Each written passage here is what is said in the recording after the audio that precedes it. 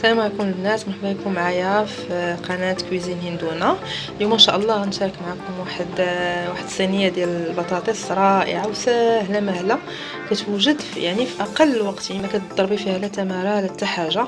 هنا عندنا واحد جهد 6 ديال البطاطات متوسطين، قطعناهم بحال هكذا دي طرونش هكا رقاقين، وحطيناهم يتسلقوا واحد المده ديال 10 دقائق على نار مجهده.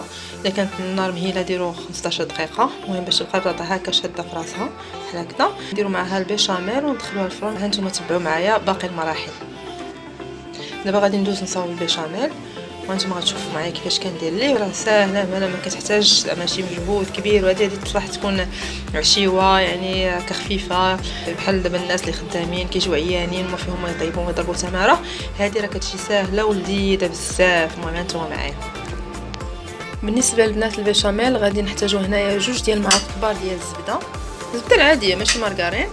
غادي نحتاجو معلقه ونص ديال الطحين، ونص لتر ديال الحليب، شويه ديال المليحه. انا ما كنديرش فيه الابزار، اللي بغى يدير الابزار يديرو، راه اختياري. المهم تبعوا معايا وغادي نضيفو عليها الطحين والحليب.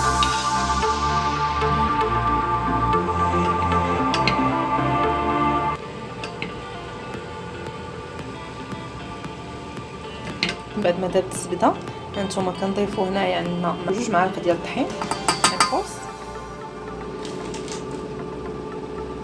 عامرين،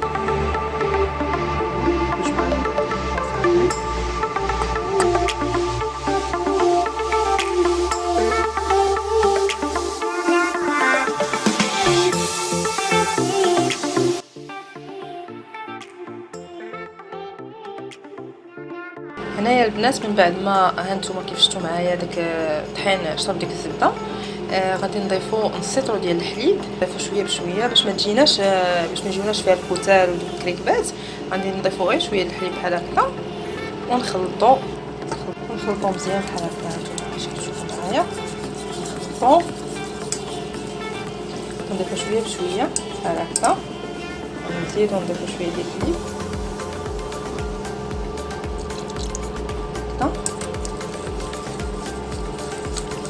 هكذا. كنتفاداو البنات دوك الكريكيبات وهكذا. البنات كتجينا مزه وما كتعذبوش معاها. وهنايا يعني السهوله اللي في هذه الخلطه يا البنات هي اننا حنا ما غاديش نطيبوا البيشاميل، غادي نخدموها بحال هكذا.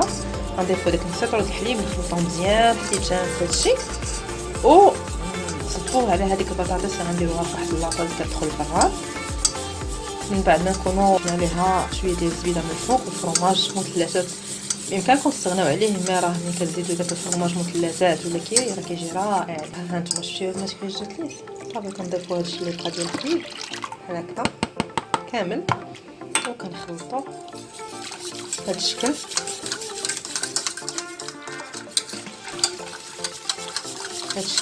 وكنخويوها على ديك الباطا وكنخليوها تعقد في الفران.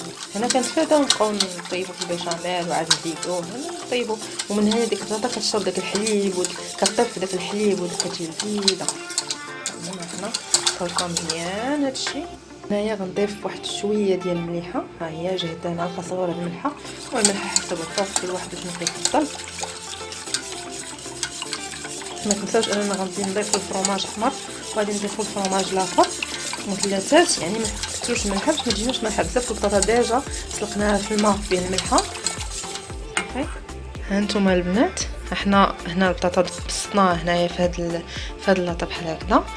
كنحاولوا نحطوها تكون بشكل متساوي، راه باقا سخونه. المهم ماشي مشكل تكون سخونه ولا بارده، المهم انا حطيتها دابا نيشان يعني باش تشوفوا انها سهله، غير كتهزيها ملي كتسلق كتحطيها هنايا صافي. ها هي. المهم وزعتها بشكل متساوي. نضيف عليها دابا هاد الفرماج مثلثات، ضيفوا عليها شحال ما بغيتوا. انايا كيعجبني كثر، بغيتوا تستغناو عليه ماشي مشكل. المهم انا كيعجبني نضيفوا عليها كيجي لذيذ. وانتم تابعوا معايا. هنا البنات ضفت 4 ديال المثلثات ديال الفرماج، وضفت شويه ديال طيفات ديال الزبده، غير شويه هنا شويه هنا شويه. هنا ضفت واحد شويه. ودابا غادي نصب عليها البيشاميل اللي ما طيبناش وندخلوها الفران. وانتم معايا. وانتم البنات دابا غادي نضيف عليها هذا البيشاميل اللي ديجا ما طيبتوش، غادي نضيف عليها بشكل متساوي بهذا الشكل. هي هكا فيه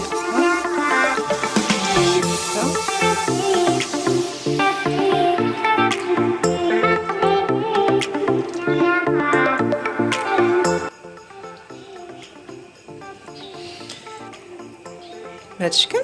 وغادي ندخلوها الفران. من هذا البيشاميل غادي يعقد وغادي يولي ذهبي، غادي نديرو عليها فرماج حمر وتاكلوها بالصحه والراحه. المهم كملوا معايا. وهاهي البنات من بعد ما تحمرات راه طابت في هذاك البيشاميل اللي ديجا ما طايبش، كتجي لذيذه كتجي بنينه ما نقولش لكم. المهم هاهي هنا تحمرات، هذوك طريفات الفرماج تاهما تحمروا. غادي نزيد عليها عندي هنا 150 غرام ديال الفرماج غنضيفوا عليها، واللي بغى يضيف اكثر يضيف، اللي بغى يقلل ماشي مشكل.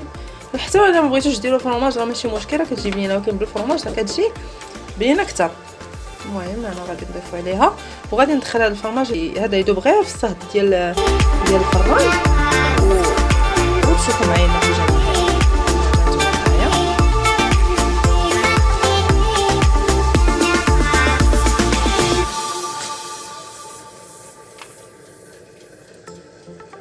من بعد ما درت عليها الفرماج كلها بشكل متساوي غادي ندخلها دابا الفران يذوب غير في داك الصهد ديال الفران، ونخرجوها ونقدموها بالصحه والراحه. نتمنى تجربوها وتعطيونا الاراء ديالكم، راه لذيذه وسهله بزاف، يعني ما كتاخذش شي مجهود، غير هي شويه في الفران، يعني خاصكم تعطيوها حقها من الطياب باش داك البيشاميل يتقال في الفران وصافي، وكتجي بنينه وغزاله. وراه كيحماق عليها الصغير والكبير، وانت بنات اختي راه كيحماقوا عليها فيما كيجيو كيقولوا لي ديريها لينا. المهم كنتمنى تجربوها وتستمتعوا بها وتشاركوني بلي كومونتير ديالكم. كنتمنى ان شاء الله تبقاو بصحه وسلامه وعافيه، وان شاء الله نتلاقى معكم في فيديو جديد مع وصفه جديده ان شاء الله. مع